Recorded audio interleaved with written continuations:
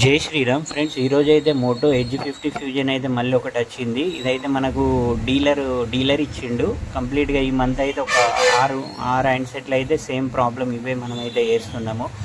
CPU problem అయితే వస్తున్నాయి కంటిన్యూగానైతే 1 year తర్వాతనైతే compulsory edge 50 ఫ్యూజన్లనైతే ఇవైతే వస్తున్నాయి. మీ దగ్గర కూడా ఇలాంటి ఏమన్నా ఫోన్లు ఉంటే కంపల్సరీ ఈ రీల్ లైక్ చేసి సేవ్ చేయండి, ఎందుకంటే మీకు కూడా లైఫ్లో ఇలాంటిది అయితే యూజ్ అవుతుంది. ఇంకొకటి ఏంటంటే CPU రిమూవ్ చేసి రిఫిక్స్ చేసిన తర్వాత ఇలా ఛార్జింగ్ ప్రాబ్లం కూడా ఉండే.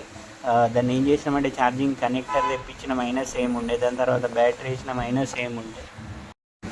అలా వేసినా కూడా కానీ సేమ్ ప్రాబ్లం ఉండే. మనం స్టెప్ బై స్టెప్ చెక్ చేసి అయితే దీనిలో మన బోర్నియో ద్వారానైతే DP లైన్ అయితే షార్ట్ ఉండే, దాన్ని అయితే క్లియర్ చేసి ఛార్జింగ్ ప్లస్ ఫోన్ కంప్లీట్గా ఆన్ చేసి అయితే కస్టమర్కి ఇచ్చినాము.